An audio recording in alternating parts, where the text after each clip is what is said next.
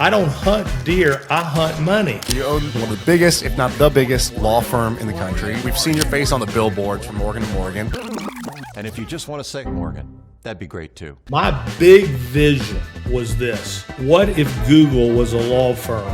What would it look like? You just became a lawyer to fund your Harney ambitions. And that's pretty badass. I built an attraction called Alcatraz East, and it just prints money.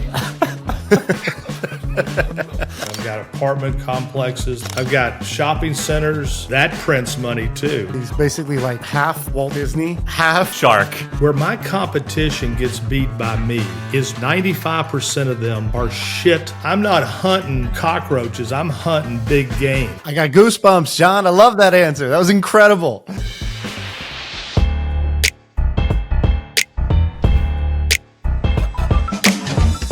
So, first of all, welcome to the pod. We're on. And I'm from the South. I'm from Missouri and Tennessee. I lived in Tennessee for a while.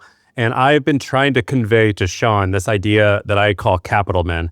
And I was like, Shaan's from San Francisco. He's lived in China, Australia. He's been all over the place, but he's never been to the South or the Midwest. And I was like, Shaan, there's these guys that I'm friends with, and I kind of know them through my dad's friends or through uncles, whatever. They're these kind of Southern guys. They have this draw. And so because of that, because you're from California, people like you might dismiss them, but they print money and they I don't know how to explain it, but they just kind of follow the process and they just do thing to thing to thing and they don't overthink stuff and they're just ballers. And you are a good example of that. I'm hearing how you talk and I'm like, you are exactly what I'm talking about. These capital men, these guys who just get into stuff and it's like an onion. They just have layers of stuff that you don't even know about. And so for this podcast, maybe we can ask you about I think you have like 10 or something different businesses. We can ask you about each one because everyone knows you as the law firm guy, but that might not be the most interesting thing about you. Well, believe it or not, I tell this to my wife all the time. The thing that I'm most proud of in all my businesses has been Wonderworks, the upside down house. Back in the 90s, my kids were little. We'd go to the science center and it was just, they were shit. They were terrible. And the kids were wanting to leave before they got there. And I had a business where I put on fairs around America, and one of our vendors had this huge tent and everything in it was interactive, touching, feeling, before interactivity was a thing. And I said, if we built a science center that was interactive, that's what a science center should be, where you're touching, feeling, doing, and that parents would enjoy as much as kids. So I went out around America. As a matter of fact, I went to the Exploratorium in San Francisco, and I found like 4 things in the Exploratorium.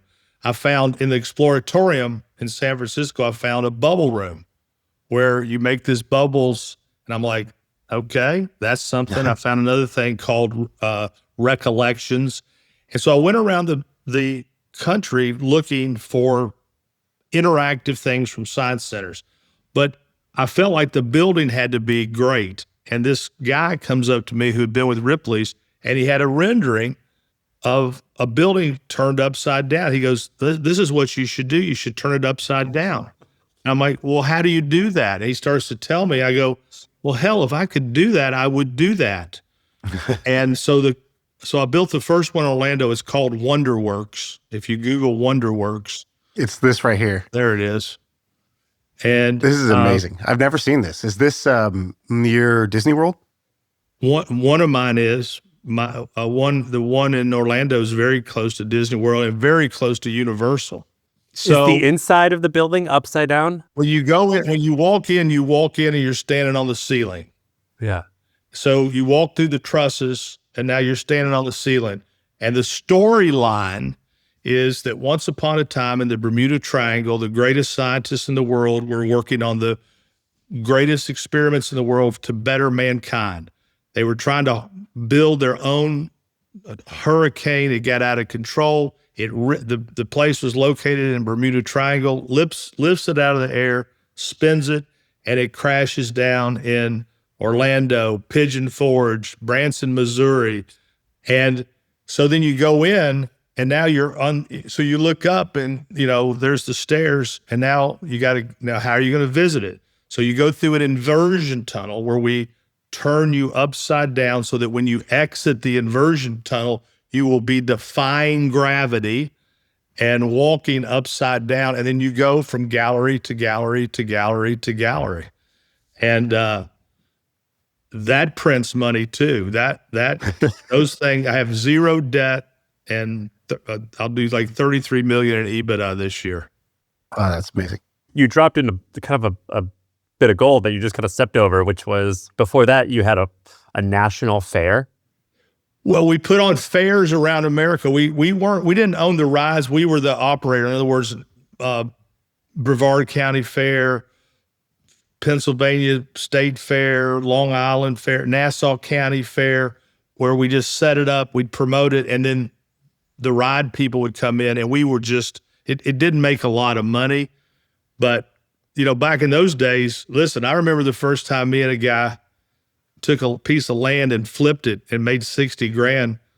We split 60 grand. We went on a 2-week bender celebrating our $30,000 profit. Those first profits were like, holy shit. And it was like a side hustle. I mean, I was a lawyer, but I just made an extra 30 getting a piece of land rezoned and flipping it to the developer. So.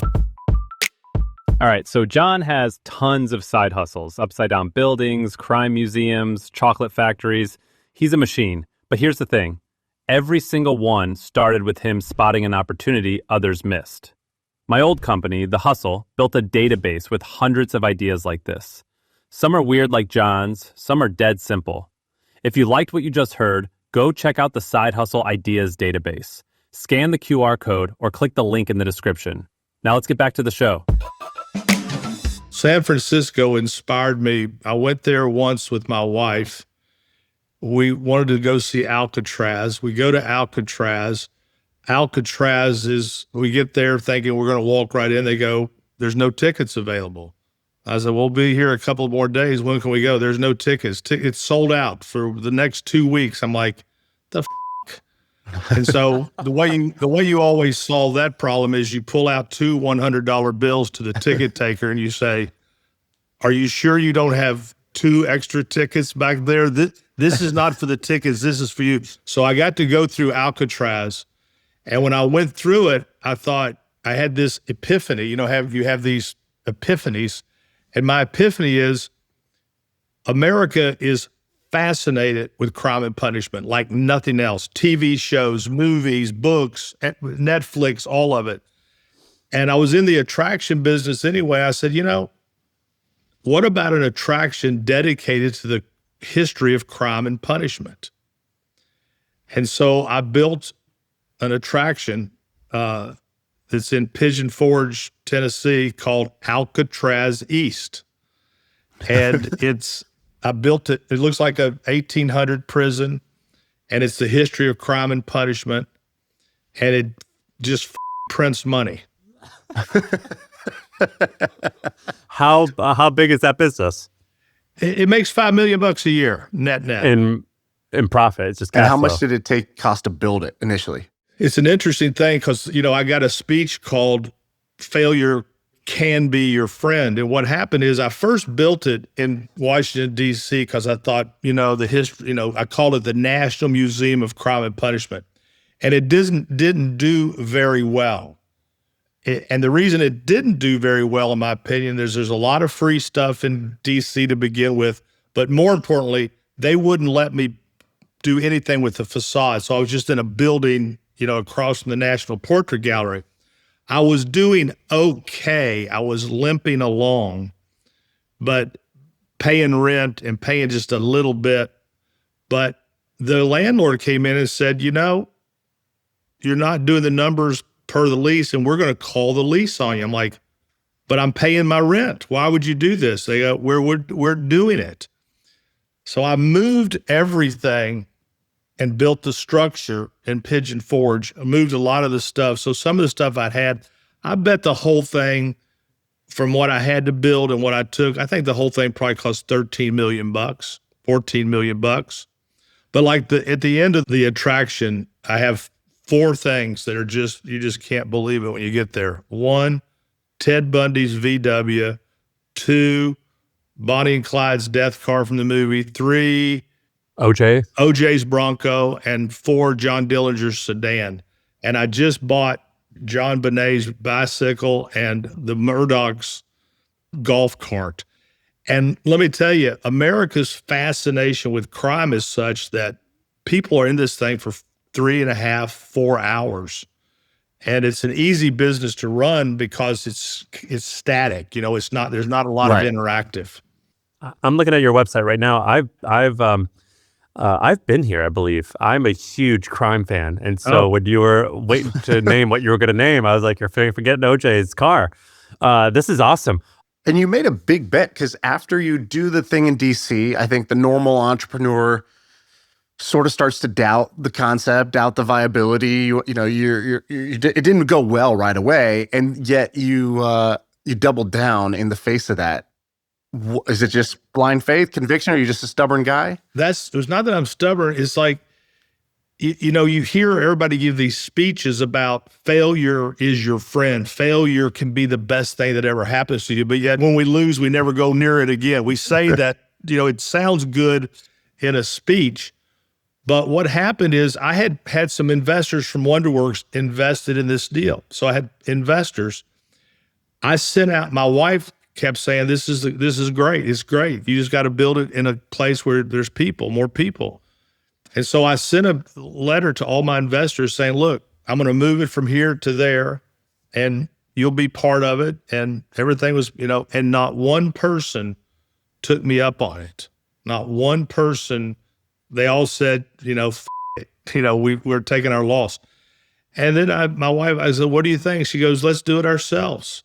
And, and so my new money was like $8 million, new money. And I got it back in a year and a half. How big was the law firm? Or like, what was your financial situation?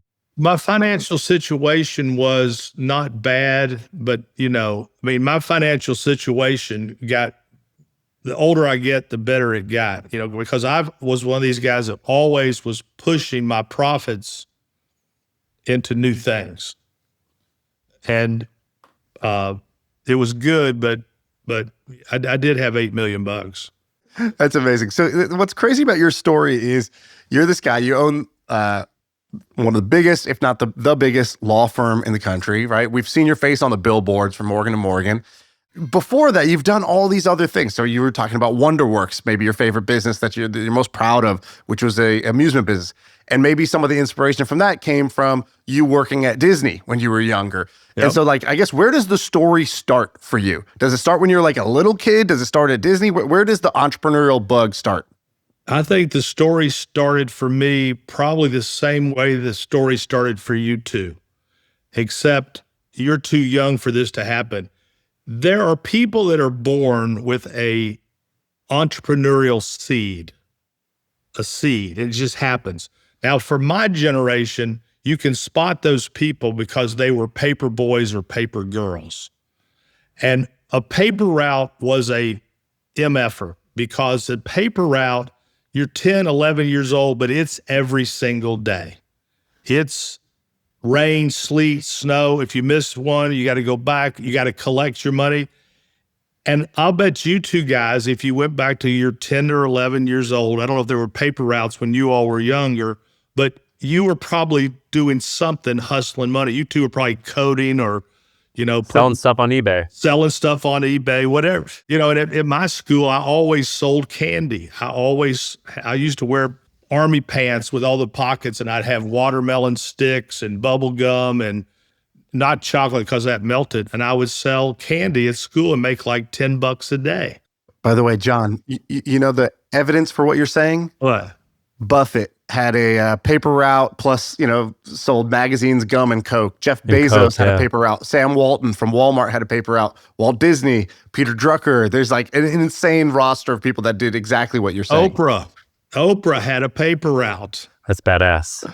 And so the reason I know all these people, because I've written a new book that's being edited right now called Life is Luck.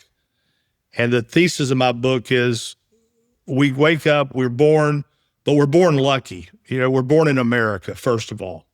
Warren Buffett calls it, winning the ovarian lottery, just being born in America. And then you make 1,000 left turns and 1,000 right turns and 1,000 U-turns, and then you end up here. And one different turn. But part of my thesis is the paper boy, the paper girl, these people that were born with that genetic seed of entrepreneurism, and it can't be taught. It's just in you. And it's such an advantage in life and it's really nothing we did. We were born with it. Rich people do never want to be told that they were lucky. They want to tell us all, I worked my ass off. I deserve every single penny I got. And they are like 100% wrong about that, because one different term. I mean, Buffett's company is basically 5 stocks. If you take, when Charlie Munger died, I read a thing about him the other day in the Wall. You take 5 stocks away from Berkshire, it's not Berkshire. Yeah. It's like Amex, Coca-Cola, Apple, and right, exactly. But we see him as this great investor, and his greatness has really been his patience and his understanding of index funds instead of money managers, and time and the power of compounding interest. I believe what you're saying. I believe luck to be true. I think that most people, when they get successful, I actually think that they attribute a fair bit to luck, because they realize, like for example, when I sold my company, the CEO got into a really bad accident like 2 weeks after the deal closed. And I'm like, I mean, if that happened 2 weeks prior, that could have changed everything. So there is a luck component. But you have, I have some research here, and I think you have like 10 or 12 things that have worked out really well for you. And so there is there's a lot of good decision-making that you have on your side. Were you always doing these little hustles? Like, did Morgan & Morgan start as a hustle and turn into a real thing? Or were you trying to build something big from the get-go? Well, I was not trying to build something big from the get-go. I mean, look, when I first got out of law school, if somebody had told me they'd pay me $100,000 and tie it to cola, I would have been, give me the pen. I mean, I wasn't even thinking like this. I got into this business because my brother got hurt when I was in college, and it kind of, he became a quadriplegic from an accident. And so I was in the middle of all that, and our family was relatively poor. And when you're poor, you're helpless, hopeless, powerless, and then you're watching your brother be, pushed back by the big companies. And I became enraged about the way he was treated. And so when I went to law school, I knew what I was going to do when I went to law school. I knew exactly what I was going to do. I was going to come back and do this work. I had a lot of job offers other places, but this is all I wanted to do. And this is all I've ever done. But there's no way I could have dreamt this, because it's too big to dream. It was too big to even dream this.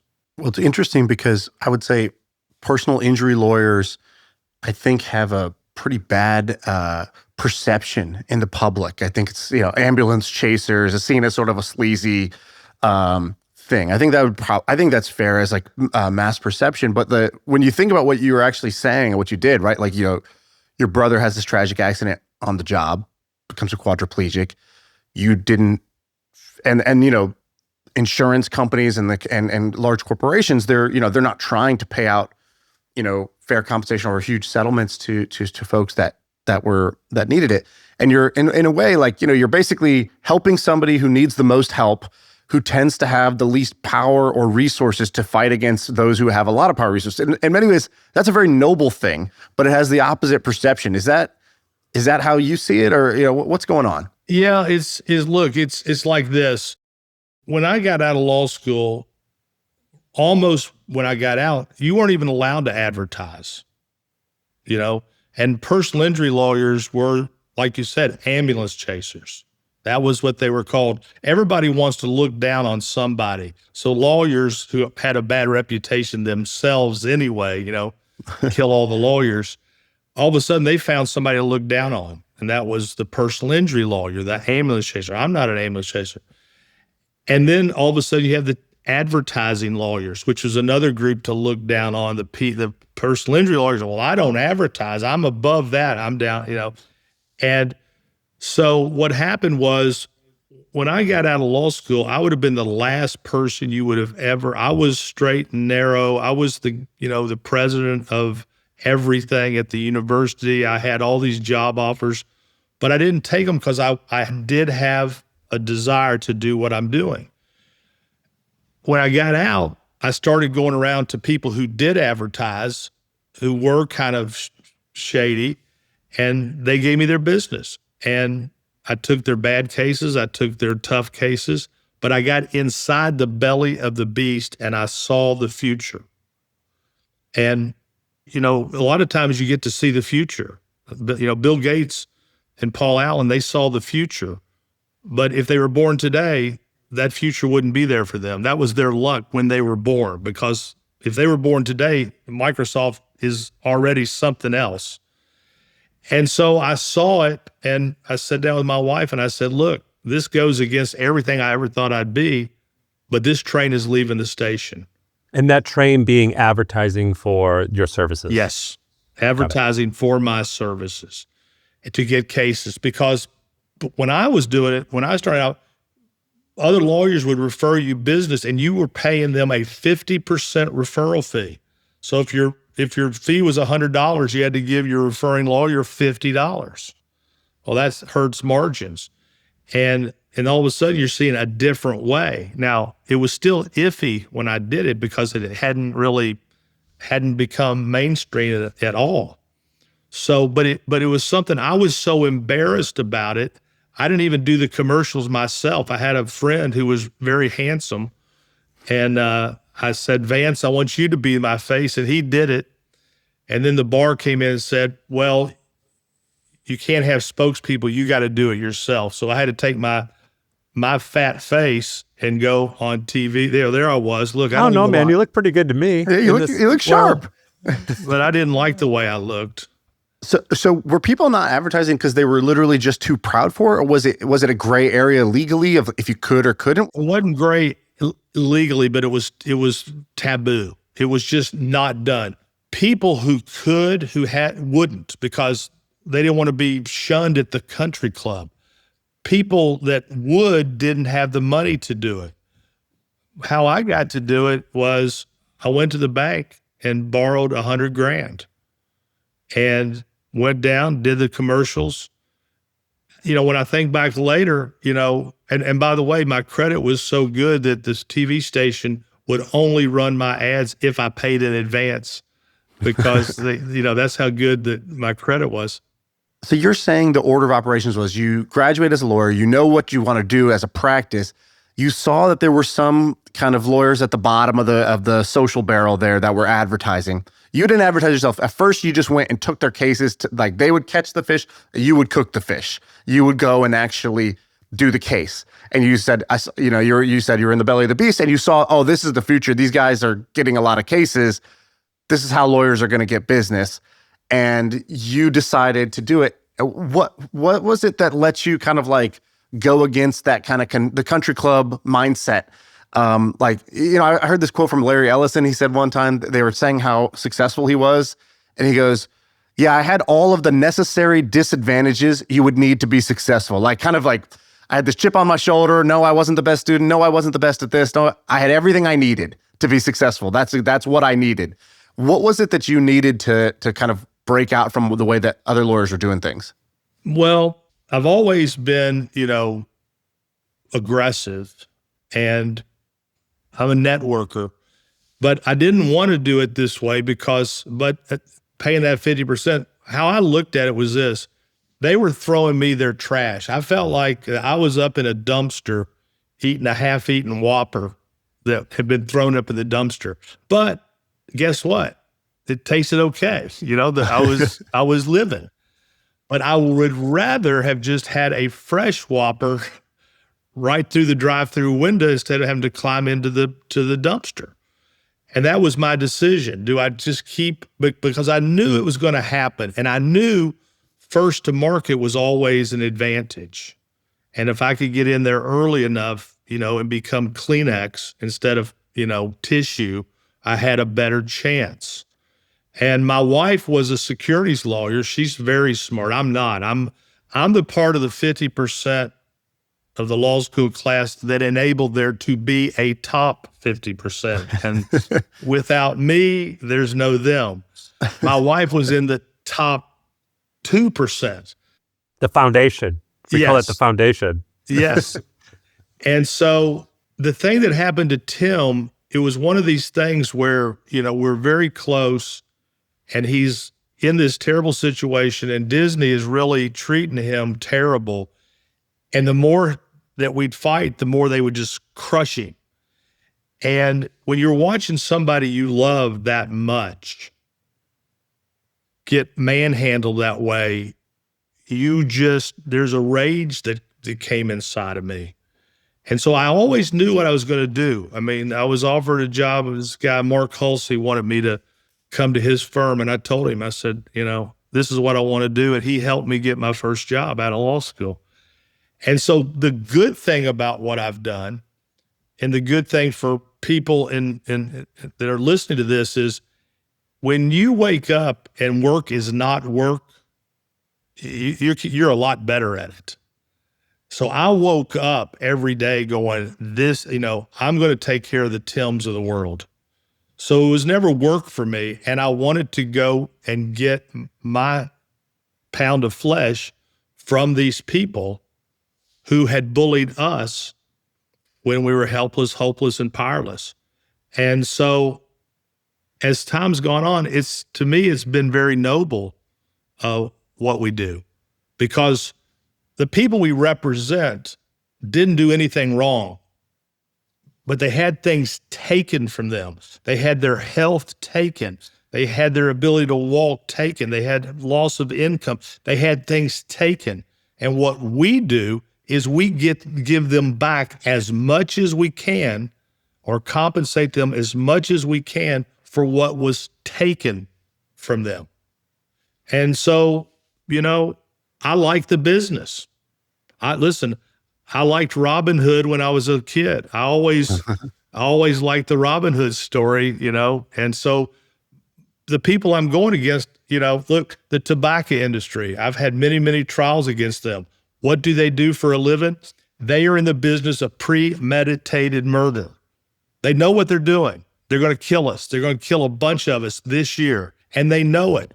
And the reason they know it in their internal documents, they call new smokers replacement smokers.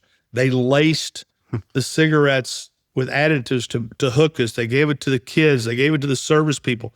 They're in the business of premeditated murder. And so I don't feel bad at all when that's my enemy. I don't feel bad at all when I'm trying to get compensation for people who got hooked and addicted by a very evil company. And by the way, today, those same companies now own our food companies. Yeah, it's crazy. And processed food is the new tobacco.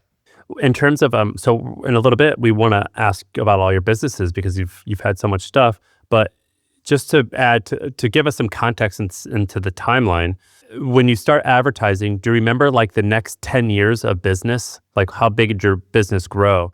It was gradual, but the way I always looked at it is I had a number of what I thought a case was worth, and then I had the number of cases that I would sign up, and I would divide the average fee into the cases, and as long as that equaled out where I could break even, I kept pouring more money into it. So if a case was worth $4,000 and I was spending for $4,000, and if I was spending $80,000, if I got 20 cases, that was break even.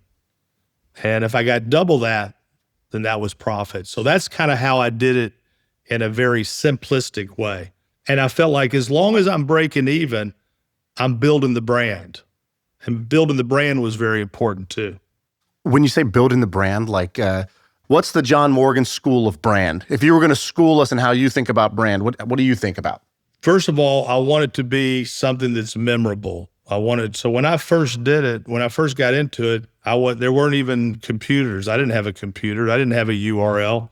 The first time I really understood what a URL was, I was at a Yankees game with some lawyers in New York, and they all had these devices in their hands called Blackberries. And I'm like, what are those? It was like, what is this? And they're all there, oh my, and they're just thumbing through it the whole game. And I'm like, what are you doing there? We're getting cases. So I went back to home and said, I got to get a BlackBerry. And then when I got the BlackBerry, I said, I got to get a URL. And then, so the beginning of it, the beginning of the brand was the URL. And so I wanted my URL to be my mission statement and my branding statement. The two things I came up with in my mind was justice for all and for the people. Those were the two URLs. And I ultimately went with for the people because I was worried that people couldn't spell justice all the time.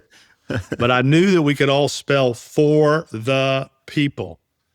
And so when I built my brand, I wanted my brand to be my mission statement and my URL. I wanted all to be one thing. So I never had to say something twice. I could just say it once. So a lot of the ads visit, call Morgan & Morgan for the people.com.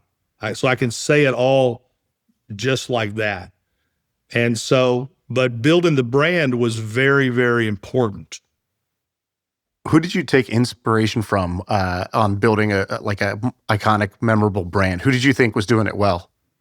Well, the people that I admire in my life is Walt Disney. I did magic at Walt Disney World. And so every time I'd walk out of the magic store, I'd see Walt Disney holding Mickey's hand on Main Street, and they had Dream It, Do It. And so that was kind of in my mind. It was P.T. Barnum, Disney, those type of people. So I liked the promotion. Like when I was building Wonderworks, I knew that the building itself, you've heard the slogan, sell the sizzle, not the steak. Well, there's a lot to that. So when I was building Wonderworks, I was thinking, sell the sizzle, not the steak. People will pay just to get behind the curtain like they did with P.T. Barnum. They'll pay to get behind the curtain just to see the human pincushion. How many active companies do you have right now? I got so many K1s that I've got shopping centers that I've built, and I've got apartment complexes that I built and are under construction. So I got that whole part of my life. I've got the attraction businesses that I have. I started building Marriott hotels about 20 years ago. I had a billboard company that I sold to Lamar for a lot of money. I had an ad agency for lawyers called Practice Made Perfect that I sold and did well. The new thing I've got going right now is, the guy, who Guy Fieri is. He's a California guy. Yeah. So Dave & Buster's kind of has it all to themselves. And so we built our very first, what we call downtown Flavortown in Pigeon Forge. And it's basically Dave & Buster's meets Guy Fieri. And we opened up the first one about a year or so ago, and we're building the second one right now in Pigeon Forge, in Myrtle Beach. This fascinates me because so many people come on this podcast and their message is you just got to focus. You got to, don't get distracted. Don't chase the shiny objects. You just got to do one thing and let it compound for a long time. But you kind of seem to have done both, right? Your firm has compounded. I think you guys do like $2 billion in revenue now. This is like a huge firm, but you've had all these other entrepreneurial side quests. So I guess kind of square that circle for me. Are you focused? Are you unfocused? How do you think about that? Here's how I think about that. Those people that tell you to focus, they're also doing a lot of this: hunting, fishing, golfing, all three off. you know. Now, nothing wrong with golf, but there's nothing about business except maybe a little golf. You can do a little bit there, but hunting to me makes no sense. Killing an animal right up on an animal makes no sense. The venison, I can taste the fur. I don't want to eat it. So I don't hunt. So I got that. Fishing, I don't understand. I don't understand catch and release. Let's go out and have a good time. Let's catch a fish. Let's rip its mouth open. Let's tear its eye out and let's throw it back in the water. I don't understand that. And golf, look, it's a great hobby, but I'd rather shoot pool, for an hour than golf. So all that focus that these people are focusing on, I don't have that distraction. I don't hunt deer, I hunt money. And I like it. So instead of collecting stamps, some people collect stamps as a hobby. I collect artifacts for Alcatraz East. I hunt. You're a big fan of presidential note cards, presidential flashcards. You just like collecting those bills. Yes, and clipping coupons. So I am very focused. I'm just not hunting, golfing, or fishing. If you take all that and listen, I watch sports on TV, but there's people that are more interested in Lane Kiffin's new job than they are their own job. Well, I don't have those distractions to my focus. Can I ask you about each one of these businesses that I researched? And I want to brag a little bit about you, and also you can tell me if it's true or not. Okay. So listen to this, Shaan. So tell me if this is true. Okay, so we have Morgan & Morgan. That's a huge successful thing. You talked a lot about that. But you also have a company called Litify, which I think you sold. So Litify is a tech company for lawyers.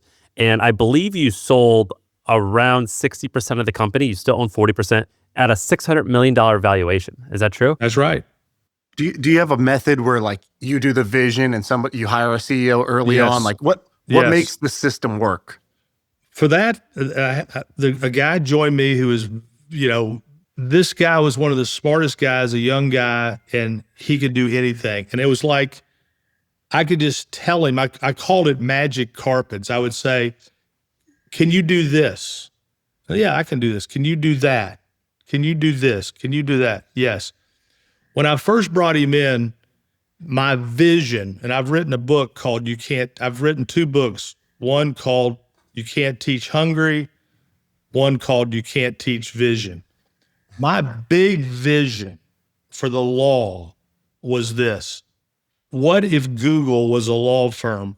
What would it look like? That was a thing that just hit me, and I just kept going over and over and over in my mind. Now, the problem for a guy like me is, terrible in math, terrible in science, the idea of coding, no idea. But I had that vision. What if Google was a law firm?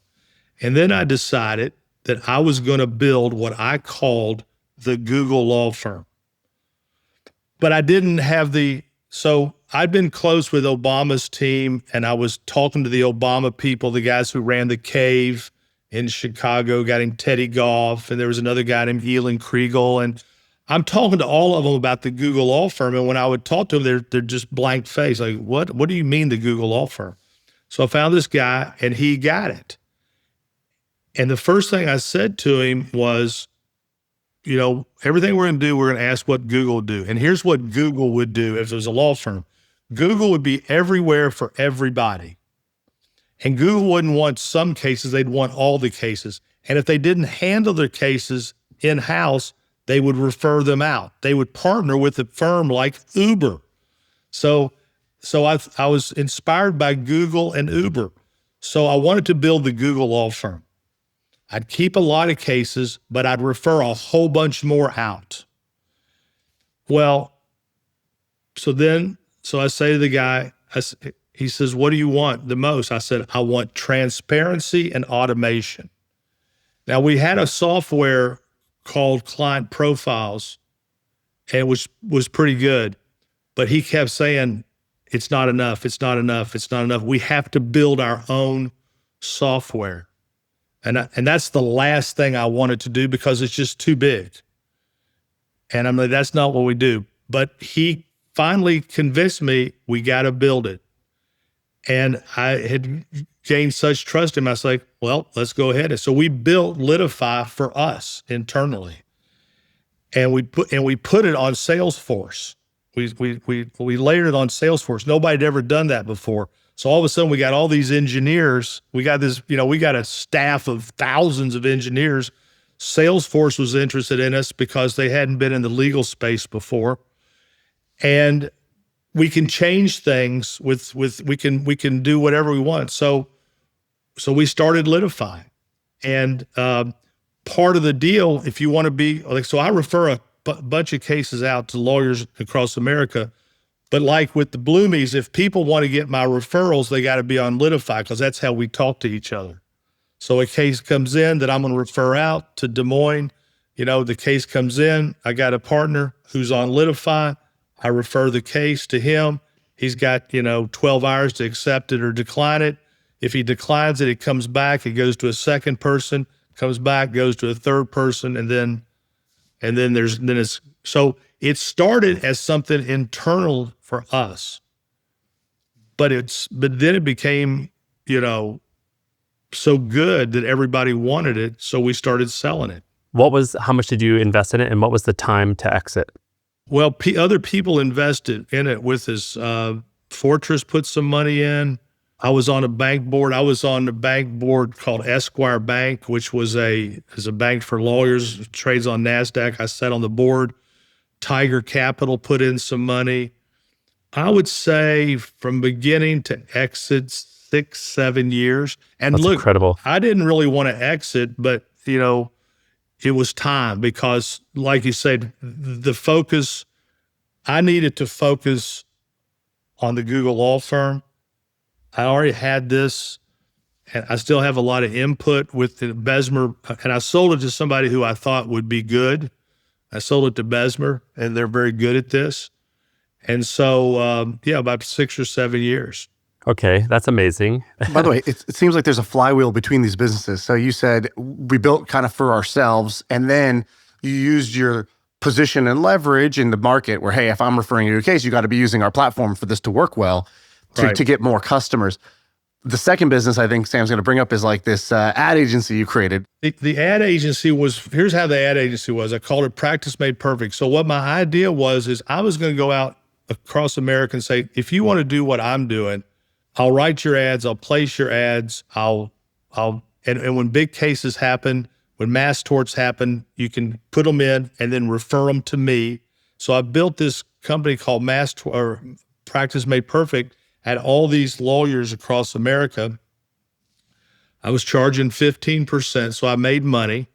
I was probably making, $8 or $9 million a year just running that business. But more importantly, all those lawyers started referring me, when Vioxx would happen or when, mass torts would happen, they would send me their cases as well. So I built this, I thought of it like Global Crossing, where I'm laying all this fiber optic across America, but my fiber optic were these law firms across America that I would make money being the ad agency, but I'd make the big money with the cases they would send. Wait, so was that its own entity? And you're saying it was doing $8 million in income? Yes.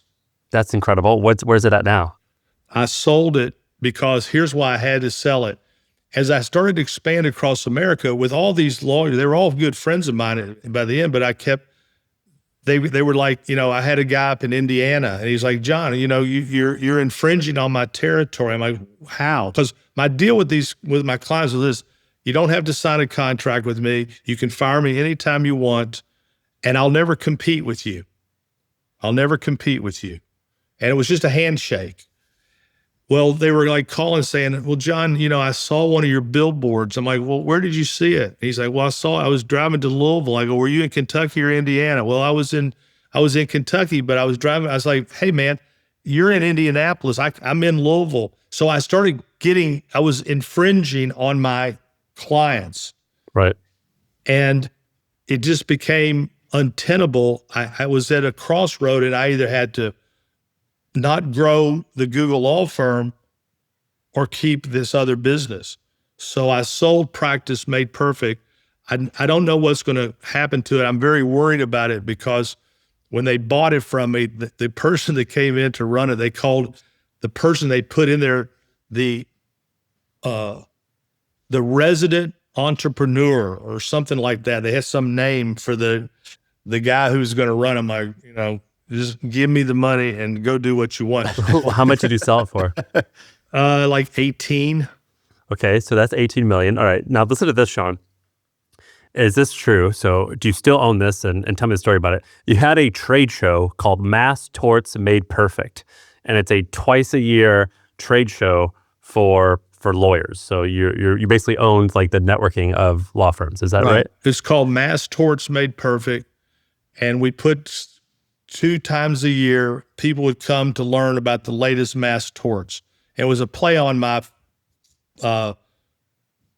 Practice Made Perfect. I had Practice Made Perfect for my clients and Mass Torts Made Perfect for all the lawyers in America. And I stayed with that for a long time. And at a certain point, it was me and 2 other firms. It was when Johnny Cochran was alive, he was part of it. And I was helping Johnny Cochran map out his national strategy, which also helped me learn about going national. And then another law firm. But at a certain point, back to your focus, you are right about focus. I mean, Bill Gates and Warren Buffett both say focus, focus, focus. At a certain point, Mass Torts Made Perfect was not helping me grow my business. And so I sold, I let them have Mass Torts Made Perfect. I kept Practice Made Perfect. And then I went and spent way more time on the Google law firm. Well, how big was the trade show business? It was big, but it wasn't that profitable. What the trade show itself made money, but not a lot of money. Practice Made Perfect, the ad agency was really supplementing that. But what we were really looking for were cases. We were really looking for people to say, hey, we're going to send you our cases. So the trade show itself never made money. It was the cases that we got. Where do you see opportunity today that, a younger, more free John Morgan would actually be able to go and pursue? What would you go chase down? If I was young, I would probably, because of AI and because I'm not good at that stuff, I would probably be looking toward the service industries for John Morgan, plumbing, electrical, air conditioning. I think that's where a person like me could thrive because I'm good at scaling. I'm good at building teams. I'm good at sharing the profits. And so I think that I might be in something like that. But the business I really enjoy the most is the entertainment business. And it's just the great thing about the entertainment business, whether it's the downtown Flavortown or Wonderworks or Alcatraz East, is you're not fighting. Okay, so Shaan and I are, I guess, sort of in the entertainment business because we have this podcast, but, I love the idea of owning an upside down museum. That sounds amazing. It sounds fun. It sounds like it's good for the world. Like it's wholesome. It sounds fantastic. It seems cool to touch the things you're working on. Can you teach us how to get into that business and how to operate, run, spot an opportunity, or what a winning formula looks like? Well, winning formula looks like you got to go back to the basics always. Location, location, location. Look, my Orlando store does the best. And then Pigeon Forge does the second best. And then Myrtle Beach does pretty good. But Branson does less than Myrtle Beach. It's all about where your locations are. If you don't have a great location for this type of business, look, Six Flags is having trouble in America right now because there's just not enough people to go to Six Flags. I like these one-offs where location-based attractions where it's at the corner of Main and Main. You got a lot of people coming with, and when people come with money, they're coming to spend money. When the people come to Orlando, they're coming to spend money. And so that's what I would focus on. Would be the cities itself. And is the business model just $30 tickets or $50 tickets? Yeah, or they're not. It's like $26 tickets. Yeah, and the value. The reason I think I'm really doing well is the value is incredible, because there's probably 4 or 5 things inside of each attraction that if you just went out and paid for it on the street, like I've got these virtual roller coasters. In malls, they go for $20 a ride. 3 minutes, $20. With me, you can just keep going and going and going. Ropes course, $15, $20 a ride. With me, laser tag, $15, $20. There's probably 5 items inside of a Wonderworks that would cost $100 each by themselves. But here, a family of 4 comes in for $100, and they leave, with a huge grin on themselves, sweating from all the activities, and the value is incredible. So the thing I love about the business is there's really no fighting. Like in my law business, I'm competing to get the cases, and I'm fighting the insurance company, that I'm fighting the defense lawyers, and everything's a fight. The only thing's a fight here is when somebody comes and say, I didn't like it, I want my money back. And we basically look at the ticket and go, how long were they there? If they were there for an hour or less, here's your money back. When they come and ask for their money back and they were there for 3 hours, we're like, get the out of here. Is there like a winning strategy? Like, okay, the story of an upside down house that got tossed out of the Bermuda Triangle, that's kind of cool. Crime and Punishment's cool. What other winning story formulas do you like? Well, I have one that I'm looking to build right now, and it's called Santa's Chocolate Factory. So imagine this is Santa's Chocolate Factory. Nice. Okay. And the thing in the middle, so envision, here's where this came from. Here's where this idea came from. So I'm out at Disney one day, and I'm sitting at Ghirardelli's. And Ghirardelli's is an ice cream chocolate store. Right next door was a Christmas store at Disney Village. I'm sitting there, and then I go into the Christmas store. Christmas is, a year-round business in certain places. So then I thought, what could I build that would be phenomenal? So I thought, well, Willy Wonka, you got to pay IP for Willy Wonka, but you don't have to pay IP for Santa Claus. So I said, what about Santa's Chocolate Factory? Santa's living there. This is Santa's house. There's a big chocolate factory. There's ice cream. The booths are made out of sleighs. Then you got all the merchandise you're going to sell. You got Santa Claus there in his workshop. You got pictures being taken. You got elves working there. And so my idea is to build this complex of Santa's Chocolate Factory where Santa is. And on the hour, every hour at midnight, every hour turns into midnight. The clock turns, dong, dong, dong, dong. The lights go down. And all of a sudden, the store comes alive. The train starts moving. The bears are moving. It's Christmas time on the hour, kind of a Bellagio moment where people come. It's snowing outside. And so that's the next thing that I'm going to do. I love it. Have you seen Enchant Christmas? Have you seen this business? Yeah. But here, think about this, what I'm thinking about with this. Because the inside's going to be so phenomenal, I'm thinking about doing something that's never been done ever in the history of the world, charging money to come into a retail store, $1 to come in. Now, I don't know if it'll work. If it doesn't work, I'll quit charging the $1. But I think I can build something inside so spectacular that people will want to get in there to see the clock strike 12. The clock strikes 12, all of a sudden, everybody's up on the counters like Johnny Rockets, They're all singing. It's beginning to look a lot like Christmas. There's this 5-minute interlude every hour.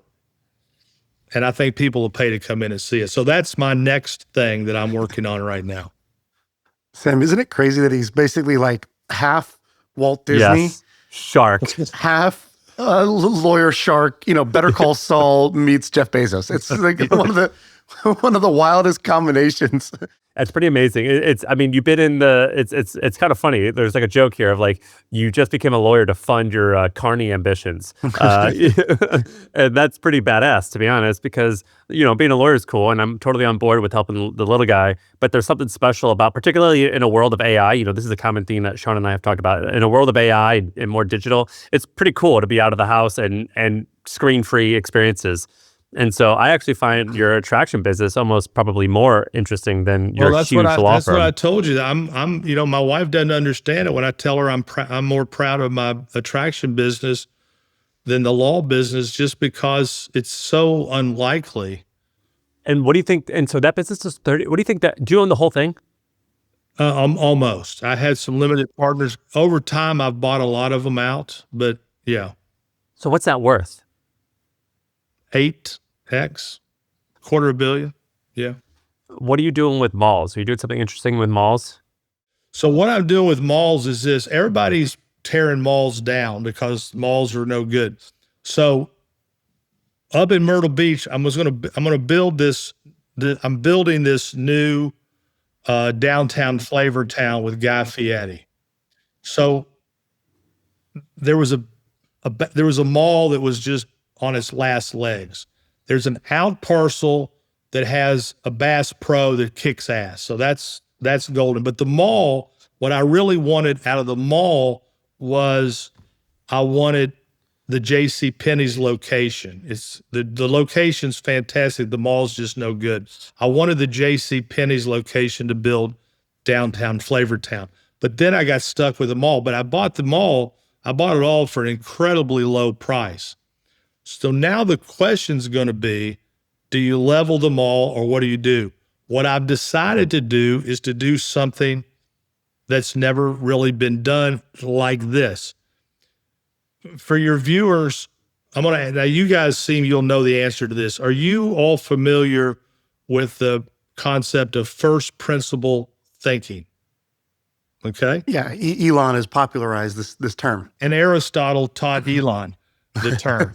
So you take these assumptions and you deconstruct them. So right now the assumption is if you buy a mall, you tear it down because there's nothing you can do with it. So I've decided to do some first principle. I do a lot of first principle thinking in my businesses. So I've decided, what if I take this older mall and with new technology and LED and illusions and all that, what if I take this mall and I don't tear it down, I just repurpose it, but I make it a gallery. I make the whole mall illusions. That like when you're at the Venetian and you see those when you're on the water and there's so many things to do with LED. So I'm going to take this mall and I'm going to repurpose it and I'm going to call it the gallery. And the mall is going to be a museum. You're going to go to the mall just like you're going to go to Santa's Chocolate Factory. You're going to go just to see the inside of the mall. You're going to go to see all this and that. I'm going to have a zip line from one end to another.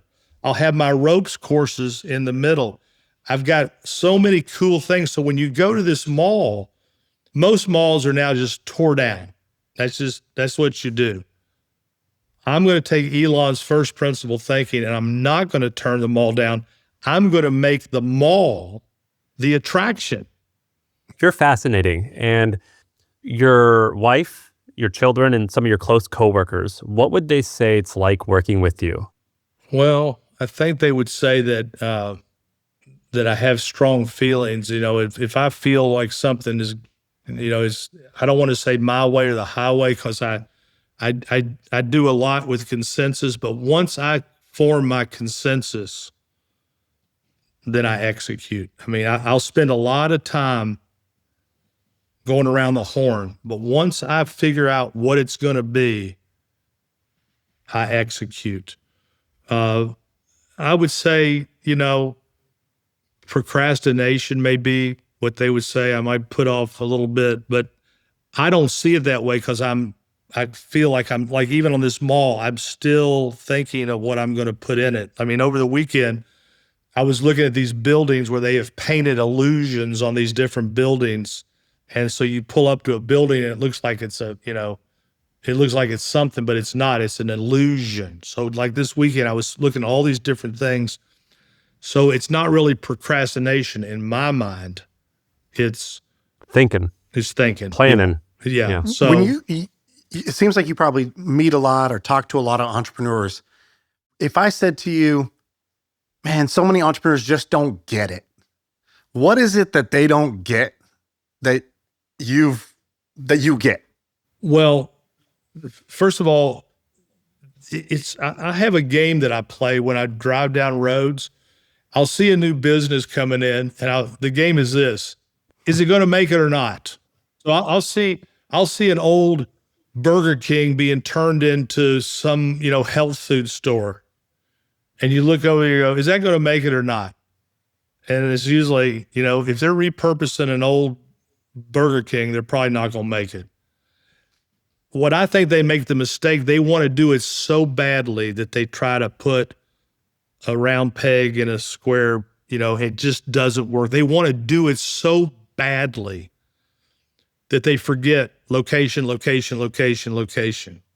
So would you summarize that into just planning in advance, or just or basically like if you nail one thing, everything else is taken care of? Yeah. And I also believe bullets before bombs. You got to really test things a little bit. A lot of people try to, build 2 at once or 3 at once. You got to build that first one, that first pilot, and really get it down. And that's how I do the law firms. Before I really go big in a city, I come in, spend some money with ads, hire a few lawyers, the bullets, and then when I feel it catching on, then I bring the bombs. And when other people try to compete with you, because if I drive, I was in Vegas, and in Vegas, every single billboard is a personal injury lawyer. It's like insane. I don't know why. I don't know why that is in Vegas, but there was a lot of competition. And when I think about what you did, I guess my shortcut answer of why did he win? Why did you become the largest law firm, and then everybody else is playing for second place? My answer is, you were early. You were first, not maybe not the first mover, but you were very early. And then once you figured out the secret, meaning business is about exploiting secrets in a way, you figure something out before it's consensus. So you figured out, hey, we can advertise effectively, and we can basically pour money into ads and get cases out of it. You were way more aggressive with that. That even if other people were advertising, they weren't as aggressive with the advertising, meaning either putting money and effort into the creative or just reinvesting capital to build the national brand. And so I guess that's what I would say is the thing. Is that right? Or am I missing something that was important and why you won and everybody else didn't? Okay, you're missing a very big piece. One of you said, I don't know if you'd heard me say, but one of you talked about fishing, and I've got in my business, I call it, first of all, you got to fish first and fish fast. So there's 2 sides of my business. There's catching fish, and to catch fish, you got to fish first and fish fast, and then there's cooking fish. The value of the case. Where my competition gets beat by me is most of them, 95% of them, are shit lawyers. They're terrible at what they do. They couldn't try a case, many of them, if they wanted to. So they have to take the last best offer. You'll see people bragging, hey, we settled this case for $1 million. Yeah, well, the case was worth $10 million. But the problem for them is they couldn't do it. They didn't know how to do it. What I did when I was going through all this, I started to really look at where does my money come? 20%, 20% of my cases are 80% of my money. But here's where my money really comes. It comes the Friday before trial. So they've said, no. Now it's Friday before trial. The Friday before trial, a lot of times they say, okay, here it is. The next time the money comes is right after jury selection. We pick a jury, they're like, oh, we don't like that jury, we pay us then. The third time our money comes is during the trial. They might say, here's the money. And then the fourth comes is the verdict. I get gigantic verdicts where they're talking about 500,000. I got a verdict in your city, San Francisco, against Google a couple of weeks ago for $500 million. And so, I'm not hunting cockroaches. I'm hunting big game. I'm not happy just to get a little bit of money. I want to get exactly what it's worth. So where my margins, where I have separated myself from all of them, is results and reputation. And then the other thing they don't do, there's a concept in my law called bad faith. If there's $1 million in coverage and they don't pay it, they're in bad faith, perhaps. When they come to offer me the $1 million, it's too late. Now, most lawyers, because they need the money, they take the $1 million. I say, F you. I go get the verdict. For $10 million. I got I represented a state senator this year. They were offering us nothing. They finally offered us $1 million the day a trial was a death case. I said, F you. And we got $100 million.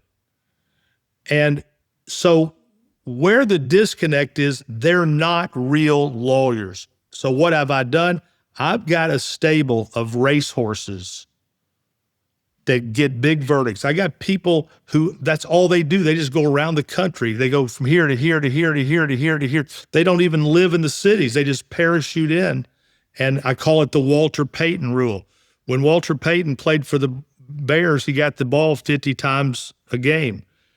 When it was 4th and goal, he always got it. So I've got my Walter Paytons. Who I parachute in, and they get these big verdicts. So my differentiator between me and my competition is most of them are not real lawyers. They're marketing people who take the last best offer, and their margins are terrible.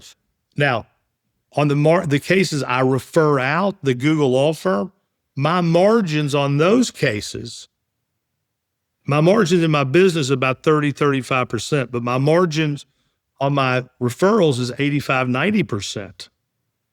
And that business is getting bigger and bigger and bigger as my national footprint gets bigger and bigger and bigger and bigger. So I got two sides of the business. I got the stuff I do internally, but then I got the cases I refer out. And when I refer them out to my Uber drivers, it's not a Uber driver, it's Mario Andretti that I'm referring these customers to. I got goosebumps, John. I love that answer. That was incredible. That should be your next infomercial. That was incredible. John's a cowboy. I mean, you got this cowboy energy, which we love. We love cowboy. We have a joke. We call ourselves Manifest Cowboys because we dream up stuff and make it happen. Because we're hoping other people start to call us that. We get to stop saying it ourselves. That'd be great. When you nickname yourself, it's not as cool, but I think you actually are the Manifest Cowboy. Also, law firms can't really be held by non-lawyers, right? So do you own I guess it's a partnership, but do you own a huge chunk of this firm yourself? No, there's no investors, right? No, it's mainly me and my family, but I do have a lot of partners in it because I believe that, when I look at this firm or all my businesses, I always envision it like I'm building a circus, and I want to build the greatest show on the earth. When you see some of these circuses in shopping centers, they got an elephant with one tusk and a drunk clown and a seal that's hot, and it's a bullshit circus. The circus I'm building is the greatest show on earth. Why do people go to the circus? They go there for two reasons. One, they want to see the lions and the tigers eat the man. That's why they go. They want to see him, and then they want to see the great Walinda fall off to his death. That's why they're at the circus. That's why they go to NASCAR. They're hoping that somebody is going to die. How do you not die? Well, with the animals, you feed them and you love them. I've got a lot of partners who make a lot of money because they got a piece of this deal. The second way is you focus. You're up there on that high wire and you got to pay attention. You got to get from here to there. So in building this firm, I got 3 rules: love them, feed them, focus. And then you can build the greatest show on earth. You're very successful. You've won so many times in life. Has there ever been a point where the businesses or the firm almost went under because you said that you're a pretty risk on person? Have you almost had to pay the consequences because of that? I don't know about pay the consequences, but I sent a guy up to Atlanta. When I opened up Atlanta, I sent the wrong guy up there. By the time I got him out, we were $14 million in the hole. It just kept, and he was a disaster. But, now he's gone and my team, Atlanta makes prints money. So Atlanta was tough.